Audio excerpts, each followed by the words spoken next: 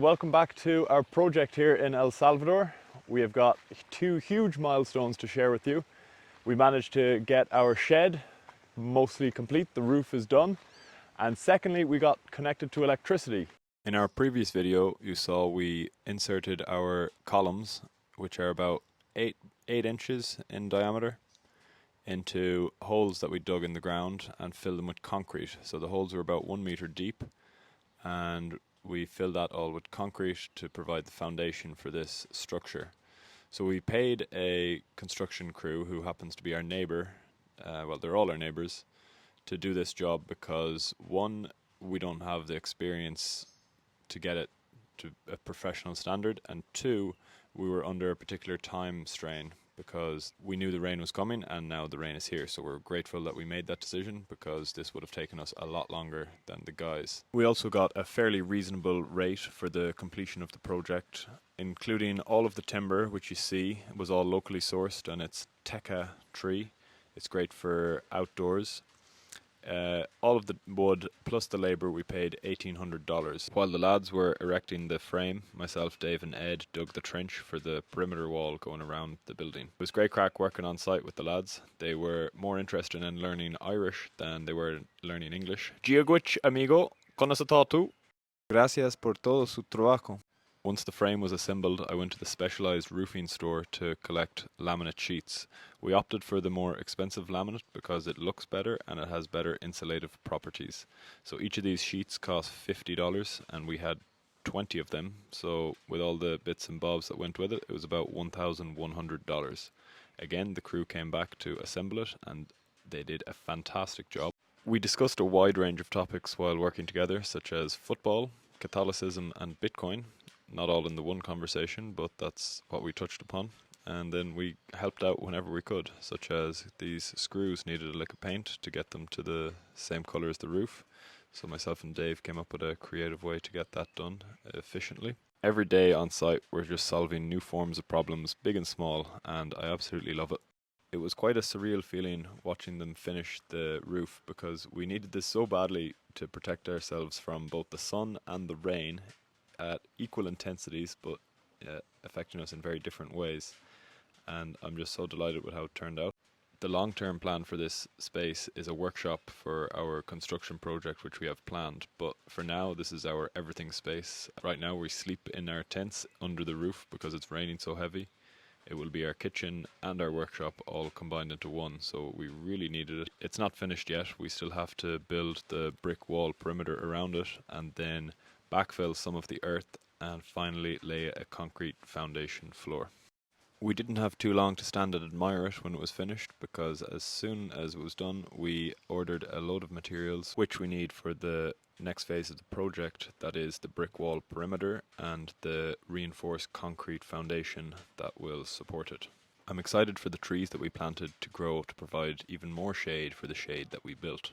The road that we made in the previous video lasted long enough to get this shipment of materials in, but since the time of recording we've had much more rainfall and right now it's way too wet to get materials reversed on because it's uphill and the surface is just not capable of holding trucks of this size. Our biggest short-term obstacle is designing a road in our only entrance, which is also the lowest point on the site, so all of the water has to exit the same place. That's something we plan to do after the rainy season. You can actually hear the rain hitting off the laminate roof in the background of this audio, despite my best efforts to prevent it. When I was unloading the truck with the local worker, I had to try and match his unparalleled work ethic. So it's very common with local workers here that they take great pride in the amount of stuff they can lift at once. So when he took 2 bags of cement, I was left with no choice but to attempt 2 bags of cement. Carrying of it was okay, but the release was a bit tricky. I didn't know how he was doing it, so I had to check it out, and after a few repetitions I got better. But sadly the camera died by the time I had it mastered, so that's the best I got on camera. With all of the physical labour that we're doing, I'm making a priority of mine to get some yoga in every day because my body needs it, as well as keeping on top of my hydration levels. Magnesium and salt are important. The next major milestone that we're delighted to share is getting connected to electricity. So this was about 1 month in the pipeline, and it took a lot of liaising with the local services, Del Sur, providing paperwork, documents and inspections, and we're just delighted to finally have it finished, and now we can charge our devices to our heart's content. So this was holding us back in construction and content creation, but now we have no excuse. As you can see, Ed is very pleased to have both a roof over his head and electricity. We finally have our shed, and it is an amazing feeling. So first thing I'm going to do is build another workstation so that we can be more organized. We just used whatever materials we had at hand on site, which happened to be this sheet of plyboard and the branches of the trees that make up our boundary fence.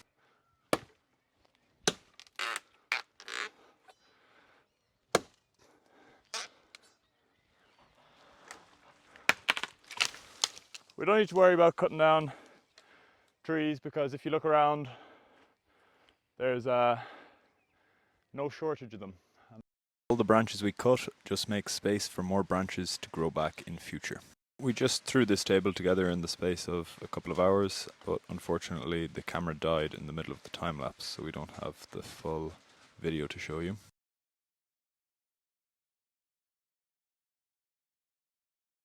The first night of the roof being installed, we had a rain shower typical for this time of year.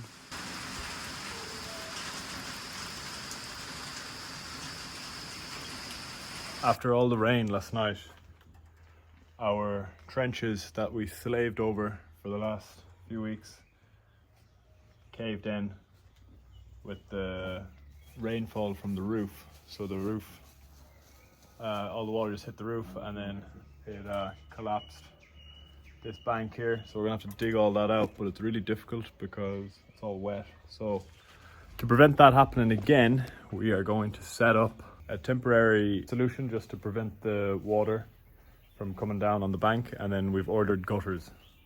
When the gutters arrived, we had to figure out a way how we could attach them to the roof, and it didn't make sense to use the PVC supports that they provided, so instead we got creative with the iron rods that we had and the rod benders, and we basically invented this shape which we didn't know it was going to work, but it actually has worked reasonably well so far.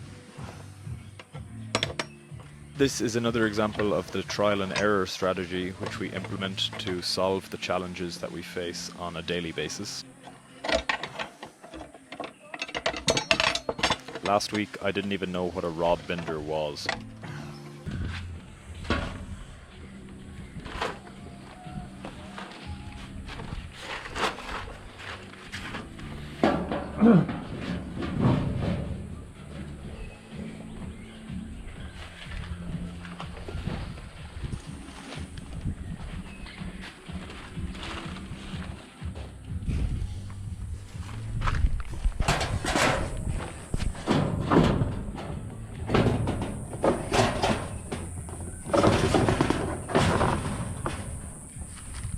Still think it was a complete fluke that these supports managed to hold up the gutter and keep the gradient that we needed to let the water drain out. And we get to reuse the rainwater as our shower. The intensity of the rain is so strong that we still had to dig another trench around the perimeter of the shed so that all of the rainwater doesn't erode our bank anymore, because when it rains it pours.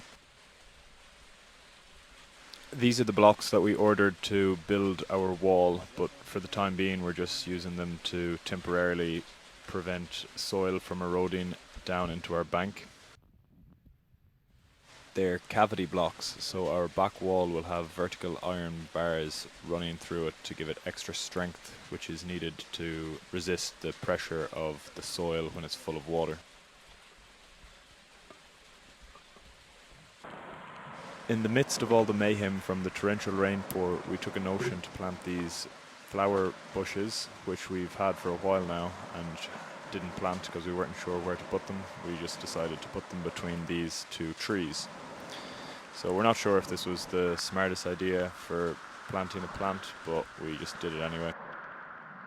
We're going to find out in a few weeks when we see the health of the plant, or maybe some of you in the comments are going to let us know. On that note, I will bring it into the video, but I'm very glad that you watched until this far, and I would appreciate it if you subscribed if you haven't done so, and left a comment on anything that we might be doing. If you have anything to share, ideas or advice, it would be much appreciated. I apologize for the delay in getting this video out. It is, I think, improving slightly in quality, but still a million miles off where we'd like to be.